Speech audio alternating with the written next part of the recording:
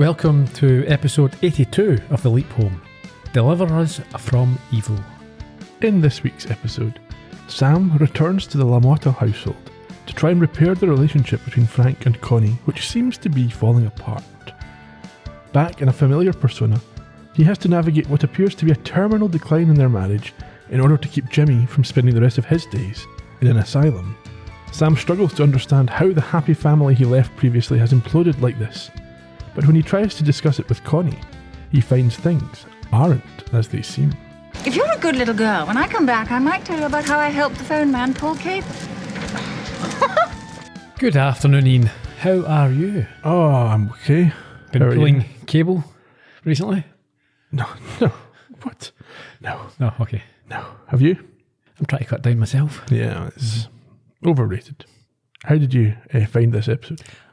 Season 5, continuing to be the highlight of the show. You didn't see the shark and the jet ski in this episode? No, I thought this was another good episode. Sam was a classic fool. Was he? He was very easily tempted.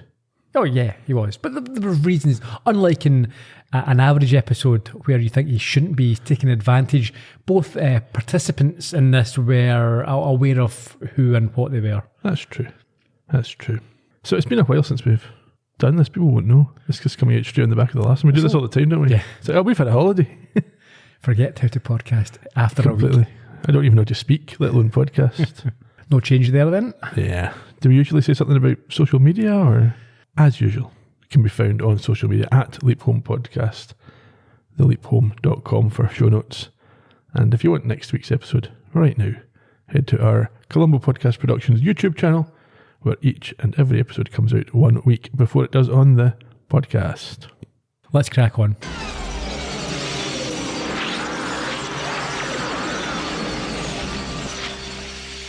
So I think we get the same tag that we saw at the end of last week's episode. Sam leaps back into Jimmy LaMotta on the docks, nearly crashes his forklift truck, and is delighted to see his brother Frank. Now, I can understand him being initially quite happy.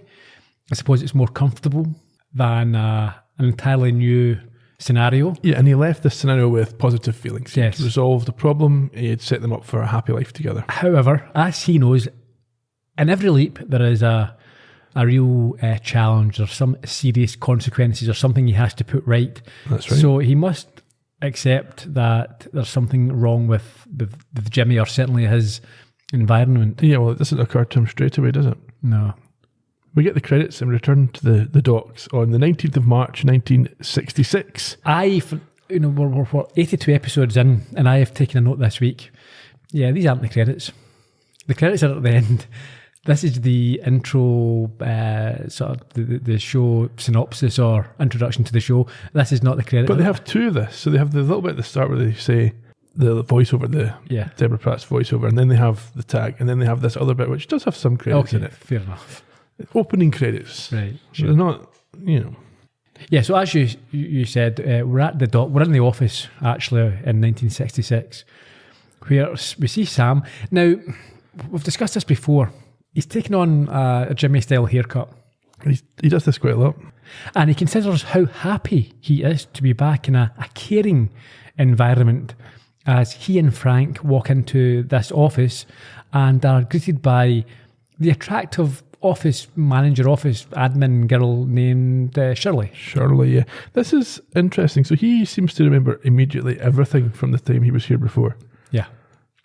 I'm not sure I understand how memory works across this whole looping. It works when, or as and when, the writers see fit. Okay, so Sam now is pleased to be in a situation where he doesn't have to learn anybody's name, he doesn't have to work out the relationships between people or how he should act, because he is back on old turf. And as you say, Shirley is there, and she reminds him that Mrs. LaMotta will have put an article in his bag to read.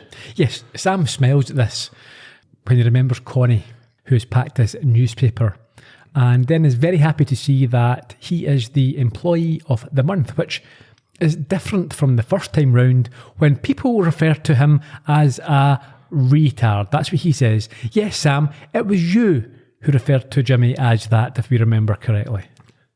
Is his memory's not 100% then? No. How can he get away with that? He totally reframed his gaslighting. He's saying, he was picked on with these other people. I was standing up for Jimmy. Anyway, he shows this to Al, who has turned up, but he and Ziggy are more concerned about him leaping back into Jimmy for whatever reason it is. Yes, we get the usual Sam slip up here where he reveals that Neil Armstrong's heading to the moon on the Apollo 11 mission, which hasn't happened yet. Yeah. But rather strangely, Frank thinks this is crazy talk, but surely it'll be all over the media that this is something that's in development. Kennedy's already said they want to put a man on the moon by the end of the decade. Yes, it's only 3 years away from occurring. Yes. So it's not that outrageous. Yeah, and he warns Sam not to let people hear him say that. Well, the whole country must be behind this initiative, thinking we're about to do this soon, or certainly... That's a big propaganda thing. NASA's going to be talking about it all the time. It's not kept a secret until the day they land on the moon. So, and especially people of Jimmy's age or kids, they would be, they'd be thinking, it's, we'll shortly be living on the moon, that type of thing, Yeah. Anyway, Al gets a bit concerned here because Shirley starts flirting with Frank. Yes, he notices this intimacy. I think he hears Shirley call him Frankie. Yes, and she rubs a mark off his face, and Sam rushes Frank out and notes that he remembers Connie is a great cook. Meanwhile, in the LaMotta backyard, Connie doesn't seem to be too happy as she complains to a middle-aged woman how she hates cooking and washing and doesn't agree there are any fringe benefits with Frankie and his tighty-whities. The older woman at this point makes an excuse to leave, having told a story about a man in bubbles, I believe. Well, we heard that at the top of the podcast. Yes. And just as soon as she's gone, we see Frank and Sam returning, and Corey's bike is across the driveway. Yes, which annoys Frank. But Sam is still smiling at the perceived domestic bliss and comfort of the everyday. Yes, he's very excited to see Connie, and to the extent that she wonders what's up. Yeah, he can't help but act weird. Yeah. He can't, again, just think to himself, I only saw you this morning. Well, he does eventually. He says she looks the same as this morning. Yeah. I think Frank puts this outburst or this strange behaviour down to the forklift accident. Yes. Yeah.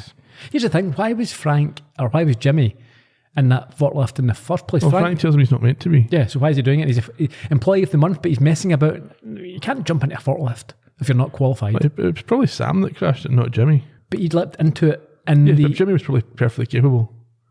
No, because Frank says you shouldn't be in there. Yeah, but that's because Frank always underestimates him. I'm not sure. I don't think Jimmy should have been in that forklift in the first place. I think he's not been trained. You're underestimating him. Yeah, I think he's not been forklift trained because he would have said, "What's happened to Jimmy? I thought you've been trained in this. You've been doing great for a number of weeks." Maybe. Anyway, we get another Sam voiceover as we arrive at the dinner table that evening, where he thinks about how, as a kid, he considered TV dinners as being food from the future. Yes, and he thinks this is a result of the women's lib movement.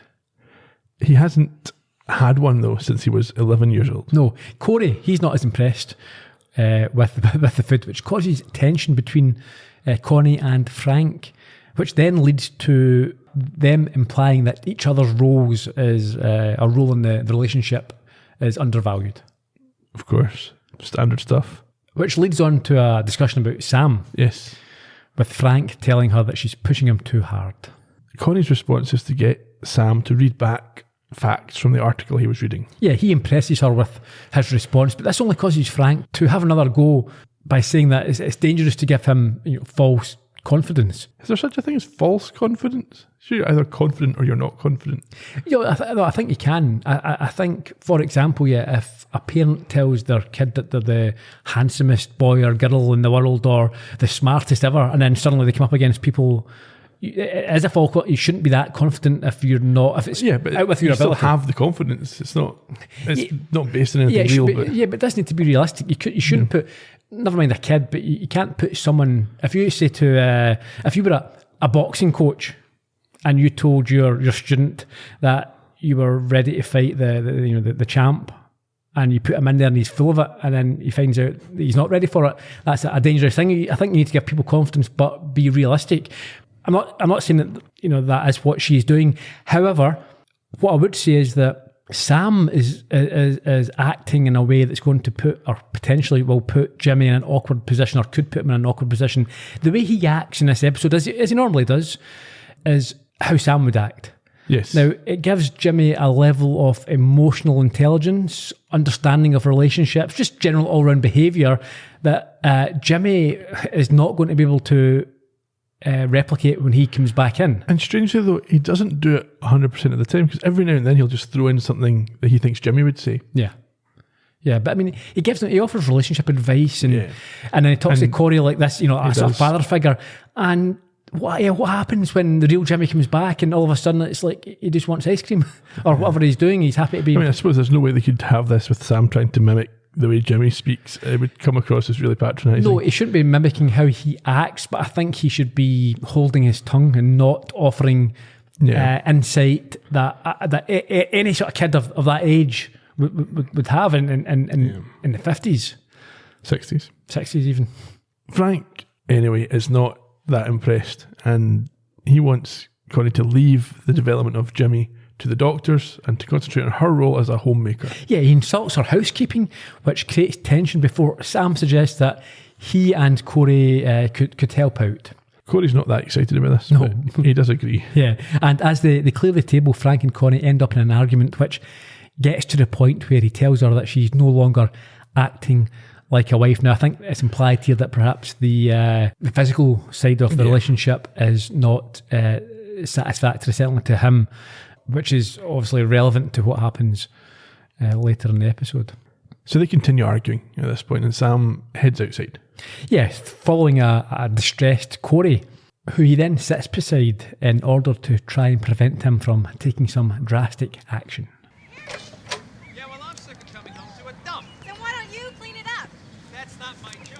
Hey, ball game's on in a couple minutes. Oh, now it's Corey's fault. Why can't you ever take the blame for something? Think the Giants are gonna win the pennant this year? If I run away, will you come with me? Run away? Why? Because what happened in there? I hate it when they fight. Everybody fights now and then. Even you and me. But that's not the same thing. They're always fighting. Can't be that bad. Oh, come on, Jimmy. You don't remember last night? You said all that yelling hurt your ears and you climbed under your bed. That was the third time this week. Wait a second. Sometimes parents, go through some hard times, and it makes them act a little weird. But it doesn't mean that they don't love you. But Mom doesn't love me. Of course she does. She used to, but she's always getting mad at me. Look, she's not really mad at you. But she acts like I'm not even there. Sometimes I feel it might be better if I just went away. No, don't you see? If you went away, your mom would really miss you, and so would your dad, and I would too. Would you? Of course I would. Besides, if you weren't here, who would I steal mashed potatoes from? I love you, Uncle Jimmy. I love you too, Corey. Sam, I think we better have a little talk. See, that entire conversation there, I just don't buy into that. That's, Jimmy would say that, and that Corey wouldn't find it strange that he's suddenly talking like a 40-year-old experienced adult. It is a bit unusual, isn't it? And it's not. I don't know what the right phrase is, but yeah, like you said, it seems weird that Corey wouldn't think you're speaking about different now. Why? Yeah, I don't know. But it never happens. No. Sam imposes his personality on everybody in every episode, and nobody ever notices. That's true. And so, as we heard there, Al appears and Sam sends Corey inside after explaining what junk food is. Al's not happy about that. No.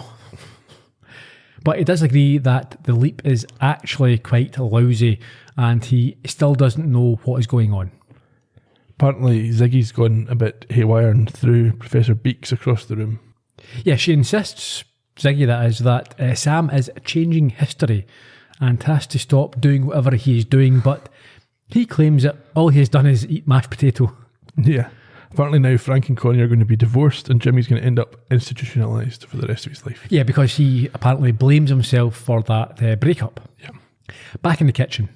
Yeah, Sam's still talking to Al though, and he laments that everything should be fine after his previous visit. He also or Al also spots that the fridge is pretty sparse. Again, this is another indication that perhaps Connie and her role she's not fully engaged. Yes. The phone rings at this point and Sam answers it. Yeah, to Shirley, who's looking for Frank, and as he speaks, Al finds out more about her, including that she was a gymnast. And the bad news is that Frank ends up leaving Connie for her. Hearing this, Sam decides to try and end the call, but Frank comes through and takes the phone from him. Yeah, and suggests that he go and watch TV with Corey. But he goes to the fridge and he and Al overhear him agreeing to help Shirley move house in the morning, which Al thinks is a bad idea as they'll end up hot and sweaty. And when they end up hot and sweaty, they get more hot and sweaty. Apparently. He urges Sam to intervene and he says to Frank that he'll help with the move. And he has to accept this after Sam says that he'll ask Connie if it's okay. But in between times, when Frank questions this, he responds as Jimmy would say, just saying, I'm strong, which seems more in character. But then he goes back to being Sam. And I think Connie walks through at this point and they have to pretend they're having their own little secret. As if she doesn't know. Yeah. We then skip ahead to that next morning where Frank and Sam are heading to Shirley's. Yeah, Frank thinks he may be able to get rid of Sam when, as they are getting into his truck, Connie reminds him that Sam has to practice his reading. Surely that can be done at any time. It's not you would think. You need to practice. Yeah, that'll take me an hour, half an hour. It's almost like Connie's trying to facilitate Frank's behaviour. Anyway, Frank agrees, as you say, that would be a good idea, but Sam refuses to even look at Connie at this point. Yeah, he's very stubborn. So, at Shirley's apartment, Sam struggles outside with a box as a concerned Al informs him that history is still changing. And also that Ziggy is still kaput. Apparently Shirley just keeps sending Sam out for more boxes while she and Frank unpack indoors. Yeah, but you can't understand how... See, this against sort of Sam's attitude, isn't it, here? You can't understand how Frank could consider leaving the wonderful Connie. Yeah, he doesn't come across as persuasive in any of the times he tries to get Frank to stay with Connie. No, I mean, yeah. It's like, she loves you. Well, does she? She's not acting like she does at the moment. I think that's... Yeah, so I think Sam says that she's very sweet, but Al says Frank needs more than sweetness and claims that Connie should realise that being a mother is easier than a wife, and he has personal experience with this in his with his fourth wife. Yes, but he's also worried because Jimmy he associates with his sister. Yes, Trudy. Mm-hmm. Also, it was quite funny when he talked about his fourth wife, who used to cut his steak when it went out for a meal. It's turned him vegetarian. Yeah. Back upstairs in Shirley's apartment, Sam delivers the final box and Shirley tries to get him to go away again. Yeah, I think they ask him to go and get ice cream or something from soda pop. Yeah, and he again flatly refuses and then says that he can go and get Connie to come and pick him up if that's what they want. Plays that same card again. Yeah. Of course, this isn't what they want. And so a frustrated Frank agrees to take him home. And on the way home, in the truck, Sam decides that being blunt is in fact the best policy. Why are we lying to Connie? What do you mean? You told her we were going to run errands. There are some things Connie wouldn't understand. There are a lot of things she doesn't understand. Look, she's going through some hard times right now, okay? The 60s were a very tough... The world is going through a lot of changes right now. Times are changing, and especially for women. Oh, don't tell me she's got you reading articles on that stuff now. No, this is something I heard on the TV. You know, they were saying that, people need to communicate. They need to keep talking to each other. That's what they were saying. Look at me. I'm listening to you like you were a marriage counselor or something. I gotta be crazy here. Look, you and Connie love each other, right? Look. You've always loved each other. Hey, don't lecture me. You save it for Connie. She's the one who's having trouble communicating. No, she isn't. There are certain things a man needs, Jimmy. You wouldn't understand. Yes, I would. Give it a rest, okay? Can't you at least try and understand what she's going through? I don't want to talk about it anymore, all right? You're running away, Frank. You're running away from your wife, who loves you. Enough already. Give it a rest. Again, without wanting to repeat myself, that's not a that's a a conversation that I cannot see Jimmy having. It doesn't make sense. This isn't the relationship that Jimmy and Frank have. You know that when we've seen it multiple times, Frank's paternalistic towards Jimmy. He's not a brother, really. He's not a friend. Yeah. They arrive back home, but worryingly for Sam, Frank drops him outside alone and leaves, claiming he needs to be on his own. Yep, he drives off and Sam heads inside to help with the TV dinners. Yes, he seems puzzled to hear that Corey is staying with a friend and she doesn't seem 100% sure who it is. Connie calls the friend Jimmy at first, then changes to Johnny, and Sam tells her that they have to talk. Again. Come on, Sam. Yeah, he says they need to talk about her and Frank. It's none of your business. I'm sorry, it's really inappropriate, Jimmy. That's what she tells him. Yes. She walks off and he follows her and insists that her husband and son need her more than ever. So after that one attempt to tell him to leave her alone, she then opens up completely. Yeah, she responds that Frank is jealous because of the attention that she pays him. So obviously this is why Jimmy would feel guilty down the line. So Sam suggests that she gives Frank some attention too, but she says that it is never enough, suggesting that Frank is impossible to please. Yes. She then asks where they were that morning, and as he struggles to answer, she turns away, and then Sam does his thing of... Yeah, physically grabbing her. Yeah, to make her listen. And at this point, things take a turn that I don't suppose anyone was expecting. Well, the guy that wrote the script. Yeah.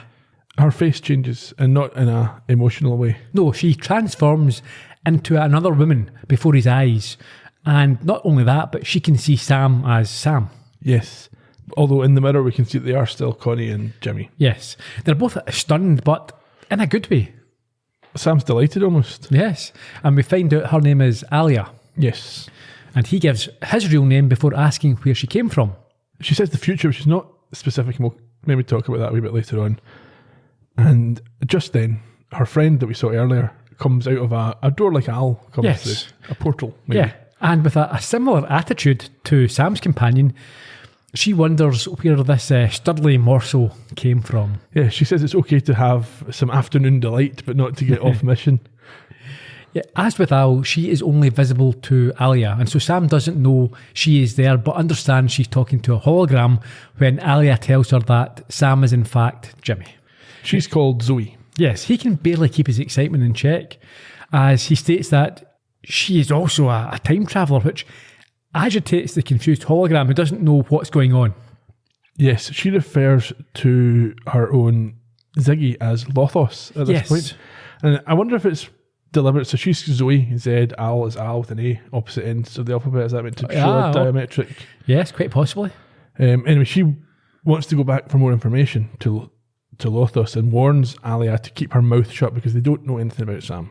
However, Alia asks if he has anyone like Zoe, and coincidentally, just at this point, he appears, and whilst he's not displeased by her form, he's more interested in where Connie is. Yes, and he's shocked, and so is Ziggy, to find out what's happened. Yeah, that Alia is in fact Connie. So he checks his hand link and has it confirmed that when they touched, there was some magnetic mumbo-jumbo which caused the two of them to see each other for real. Yes, Al thinks this explains the problems that they've been having, but he has a bad feeling. Yeah. Sam relays this to Alia, and she then flirts with a bit of innuendo about feeling something happening when they touched, and Sam seems to fall for her charms. Almost completely into a trance. He completely ignores Al, more or less, for the rest of this scene until he leaves. Yeah, he warns her that he's got a very bad feeling about things. However, he dismisses him and suggests that he go and speak with Ziggy. Yeah, and before he goes, Al reminds Sam to remember why he's here, but it looks like it's in one ear and out the other. Sam's completely transfixed. It reminded me a lot of Temptation Eyes. Yes, very much so, yeah. So we cut to them later with Sam explaining Project Quantum Leap and his experience before she tells him what her leaping has been like. Well, it's kind of hard to say. I mean, I was part of an experiment, but to tell you the truth, the details are all kind of foggy. I mean, I can't exactly remember. Is it like your memory was Swiss cheesed? Exactly.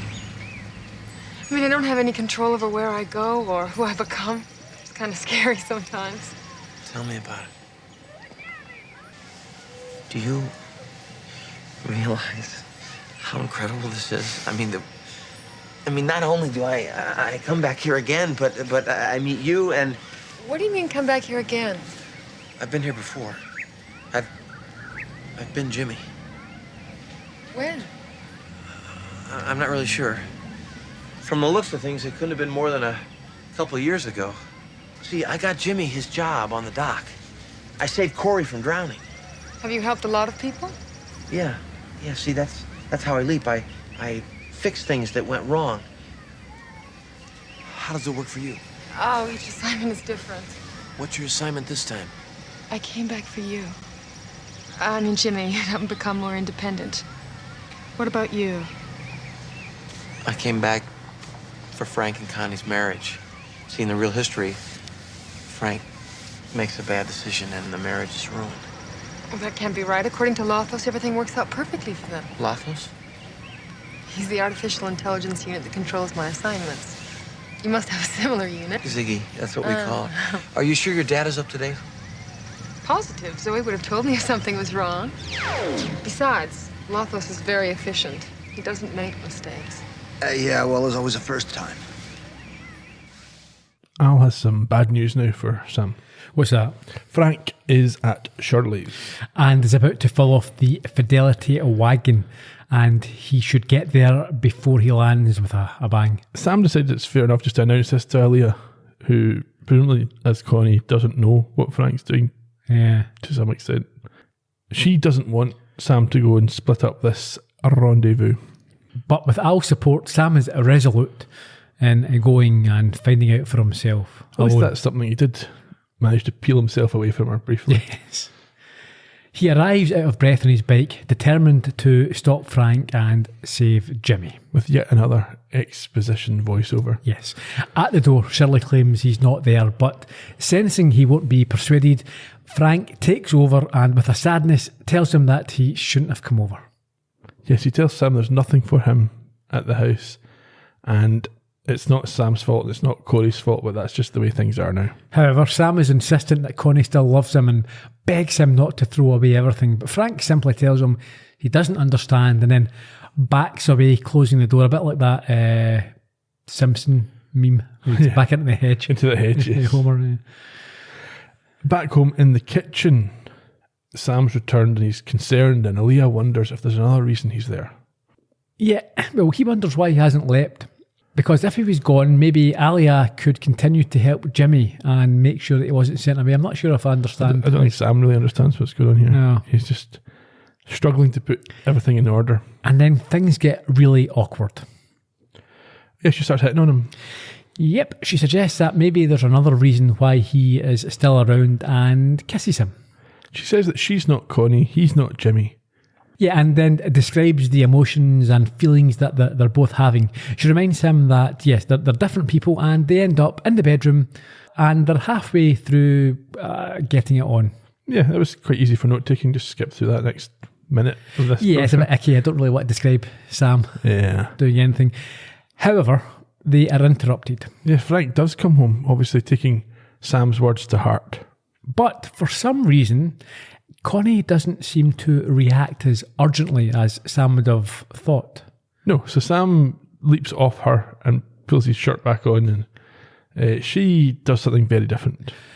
Well, firstly, he sees an evil smirk appear in her face before she rips open her top and then scratches herself down her own face before screaming out for Frank. This is quite concerning for Sam, obviously. Yes. Yeah, I mean, there's not more than one way. Yeah.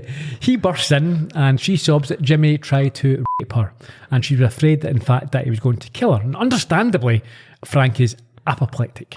Yeah, he doesn't check under her fingernails for the skin cells. For DNA stuff, yeah. But he starts beating Sam and refuses to accept his plaintive denials. I mean, again, you can understand. Sam panics and turns to the worst play that he has ever turned to. Yes, incredibly, Sam thinks that in this situation, honesty is the best policy and tells Frank that, listen, if all the things you're getting caught out in this situation, getting caught out doing this, you say, It's not what you seem. No, you say. I mean, it's not what you seem. Yes, I was. No, but to me, she's not your wife. She said, I'm not Jimmy. She's not Connie. When we're together, we're two, and we just call ourselves. You're trying to keep Jimmy out of the institution. Oh, Sam. Lunacy. Yeah. As you might anticipate, Frank thinks this is insane. Well, he laughs at this nonsense and then starts beating on him again, which I think this is deserved actually for this attempt. Yeah. However, before he can knock Sam completely out, Aaliyah... Oh, she's a sneaky one here. She persuades him to hold off. It's his brother. Yes. But why? It's because she wants him taken away by the doctor, yes. Yeah, she says, go and get the doctor. It's not his fault. He doesn't know what he's doing. Go and get the doctor so he can see him in this condition, this state. Yes, so they leave the room, lock it behind them, and she then downstairs tries to persuade Frank to leave her. She'll be safe. He can go and get the doctor right now. Incredibly, I mean, he must be in a state of shock because he agrees that it's the best thing to do is to leave his recently attacked wife with...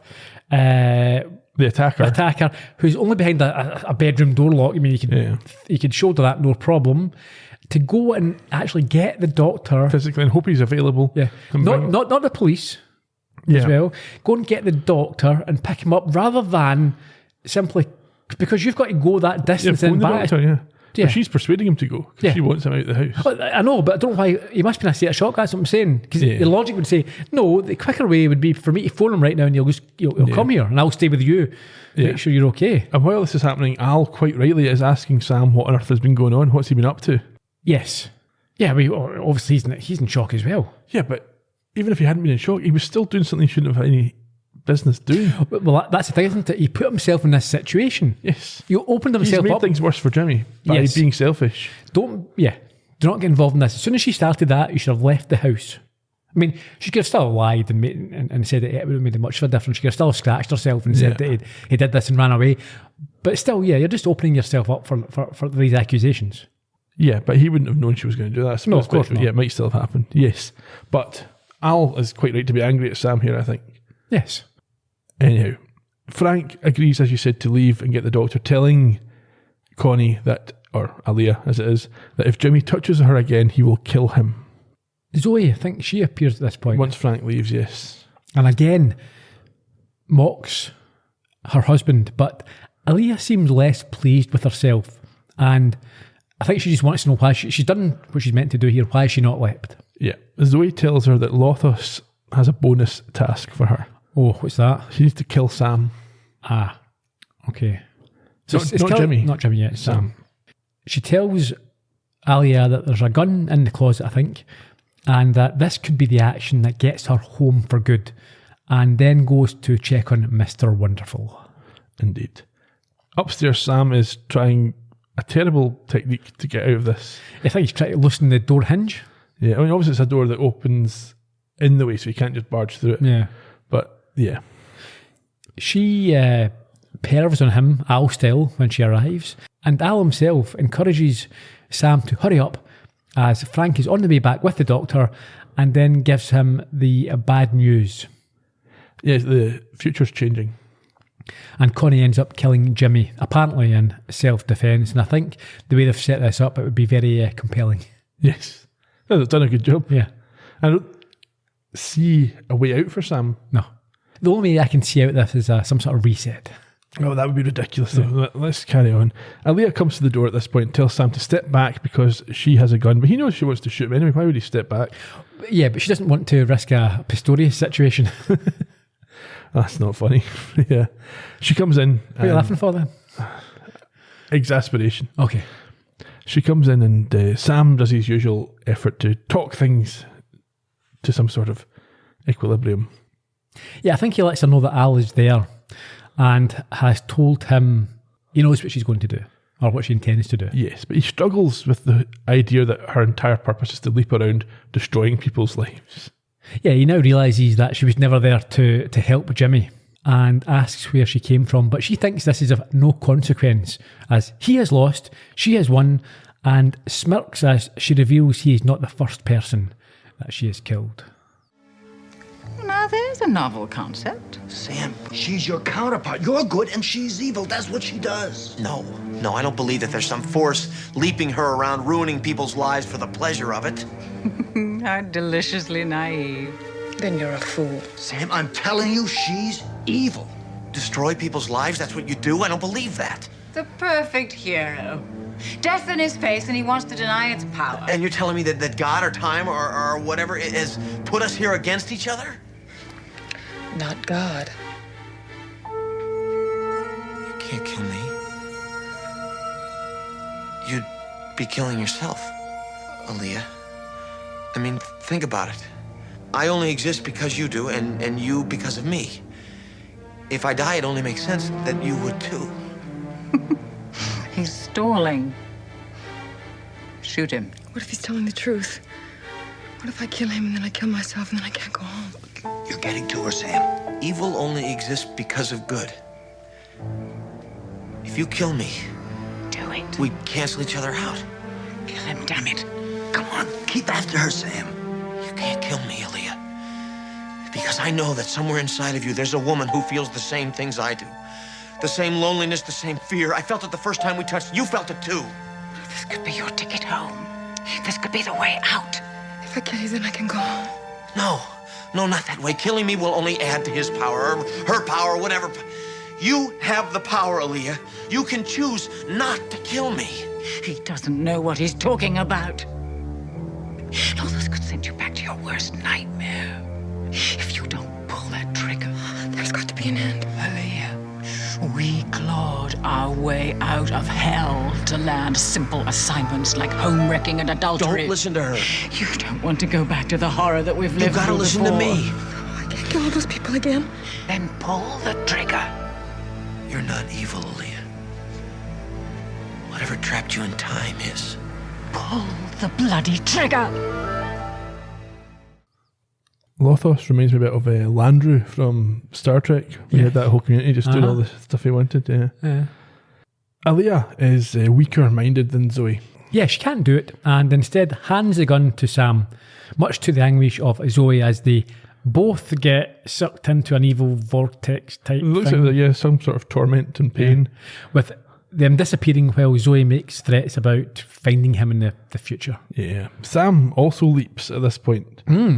And suddenly he's Jimmy, but in the kitchen, and Frank comes in and everything's okay. Yeah, it's a new morning, and there's a cheerful Frank encouraging him to hurry up as Corey will be late for school. Al tells Sam that they've lost 2 days, but nothing that he just went through ever happened. Yeah, I think he asks where Connie is, and Frank says that she's with her sisters. Yeah, this is... Why would Connie not have to be there? I don't know. Just go and just visit her sister. Everything's fine. There's no reason for her not to be there. Sure, but I thought, this would be, if you're doing this, it should be a typical happy ending with Frank and Connie kissing, showing they're in love again. Maybe Connie's really expensive. Okay. Al assures Sam that there's no more Aaliyah, but he's not convinced. No, he responds confidently but warily that she is not gone before leaping. Yes, into what appears to be a sheriff with a paddle and a corpse in front of him in the water.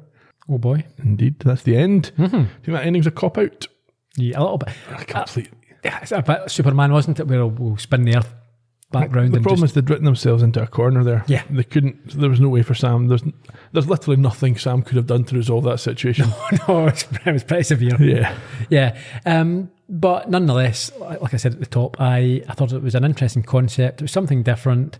I think it did work quite well. It was a bit, at the end, a little bit clumsy, but I enjoyed it. Yeah, my only concern is the whole good-evil thing. I didn't like that. It would have been more interesting, in my opinion, if the other Leaper had different goals, but ones that you could justify from a different point of view.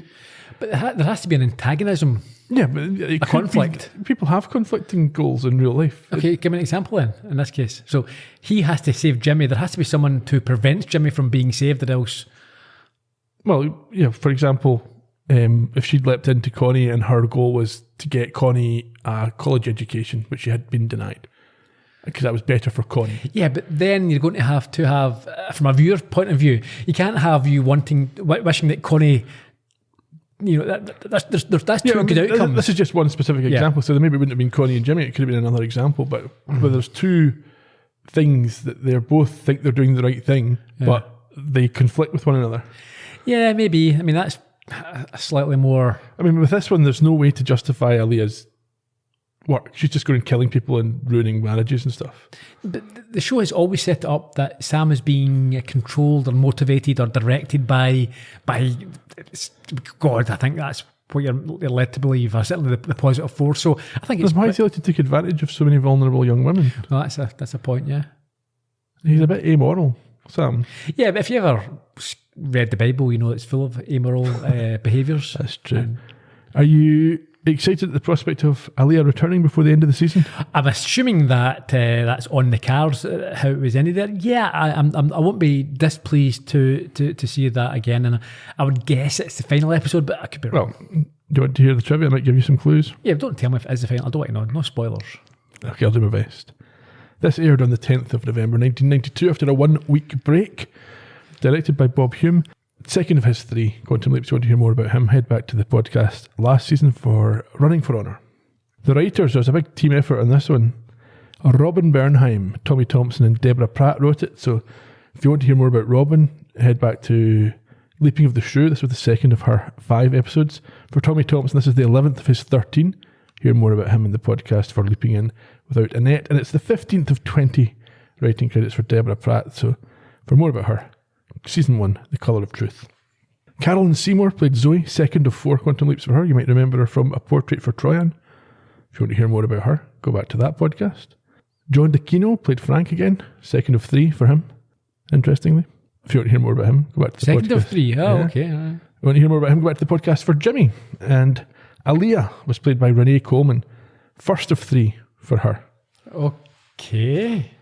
Are we finishing on a double header then? Who knows? She's also in A League of Their Own, Melrose Place, Diagnosis Murder, amongst other things. Her last screen credit was in 1995. She's now 62 and a certified dream tender. Oh, yeah, I think I looked her up, and she advocates for dream-centered living. Yeah. And has a book called Icons of a Dreaming Heart, The Art and Practice of Dream-Centered Living, which you can get on Amazon or via reneecoleman.net. It's actually quite impressive that the nonsense in this episode is... less than the nonsense in yes. It's less a work of fiction. Laura Harrington reprised her role of Connie LaMotta. This is the second of 2 Quantum Leaps for her. If you want to hear more about her, go back to the podcast for Jimmy. Shirley Constantine was played by Kristen Cloak. This was her only Quantum Leap.